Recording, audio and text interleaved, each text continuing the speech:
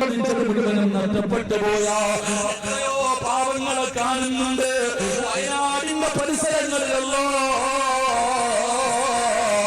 ഒരു ദിവസം എത്ര ജനാസയാണ് 40 പേര് മണ്ണിന്റെ അടിയിൽ എടുക്കുന്ന രംഗം കണ്ടതല്ലോ.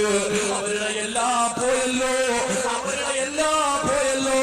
വയനാടിന്റെ പരിസരങ്ങളല്ലോ എല്ലാം നഷ്ടപ്പെട്ടു പോയി.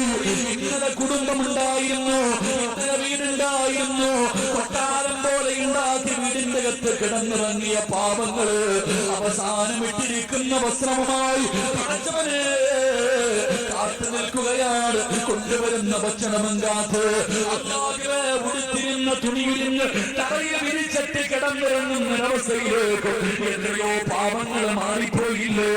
എന്റെ പ്രിയമുള്ളവരെ, ഇതുപോലെയുള്ള ദുരന്തങ്ങളിൽ നിന്ന് രക്ഷപ്പെടാറാ, ഇതുപോലെയുള്ള അദാബുകളിൽ നിന്ന് രക്ഷപ്പെടാറുള്ള വഴിയാ. എന്റെ പ്രിയപ്പെട്ടവരെ, ആ പാവങ്ങളെ മറന്നു പോകരുത്, ആ പാവപ്പെട്ടവരെ മറന്നു പോകരുത്. എപ്പോഴും അവർക്ക് വേണ്ടി ദുആ ചെയ്യണം. അല്ലാഹുവേ, മരണപ്പെട്ടവർക്ക് നീ മഗ്ഫിറത്ത് നൽകണേ അല്ലാഹ്. അവർക്ക് ഷഹീദിന്റെ കൂലി കൊടുക്കണേ അല്ലാഹ്, അവർക്ക് ഷഹീദിന്റെ കൂലി കൊടുക്കണേ അല്ലാഹ്. പടച്ചവരെ, സർവ്വതും നഷ്ടപ്പെട്ടു പോയ പാവങ്ങള് എല്ലാം നഷ്ടപ്പെട്ടു പോയി. പടച്ചവനെ എന്ത് ചെയ്യണമെന്നറിയാതെ പ്രയാസപ്പെടുന്ന പാവങ്ങൾക്ക് നീ ഒരു വഴി തുറന്നു കൊടുക്കണേ അല്ലാഹ്. അല്ലാഹ് നിനക്ക് എന്ത് തന്നാലും അതിന് ഖൈറുള്ള മുസ്ലിമേ, അതിന് ഖൈറുള്ള മുസ്ലിമേ, കഷ്ടപ്പെടുന്നവരെ, പ്രയാസത്തിന്റെ നടുവിൽ കഴിയുന്നവരെ, ഏത് പ്രതിസന്ധിയിലും അല്ലാഹുവിന്റെ സഹായം വിളിച്ചെടുക്കണോ. അല്ലാഹുവിന്റെ സഹായം നേടാനുള്ള ദിക്ർ ഹസ്ബുനല്ലാഹ് ഹസ്ബുനല്ലാഹു നിഅമൽ വകീൽ നിഅമൽ മൗലാ വനിഅമൻ നസീർ. ഈ ദിക്റാണ് ആയിഷ ബീവി പറഞ്ഞത്, ഈ ദിക്റാണ് ആയിഷ ബീവി പറഞ്ഞത്. നാട്ടുകാർ മുഴുവനും തെറ്റുകാരിയാണെന്ന് പറഞ്ഞപ്പോ ഈ ദിക്റാണ് ആയിഷ ബീവി പറഞ്ഞത്. ഏത് പ്രതിസന്ധിയിലും അല്ലാഹുവിന്റെ സഹായം വിളിച്ചിറക്കണോ, അല്ലാഹുവിന്റെ സഹായം നേടാനുള്ള ദിക്ർ.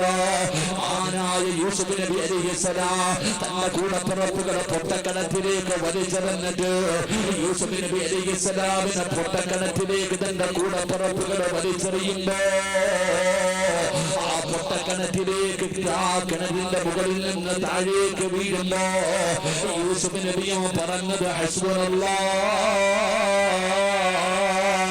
ഹസ്ബുനല്ലാഹ്. ഈ ദിക്ർ പറഞ്ഞപ്പോഴാണ് അല്ലാഹു വിളിക്കുന്നു, ജിബ്രീലേ ജിബ്രീലേ, യൂസുഫ് താഴെത്തുന്നതിന് മുമ്പ് രക്ഷപ്പെടപ്പെടാൻ ജിബ്രീൽ.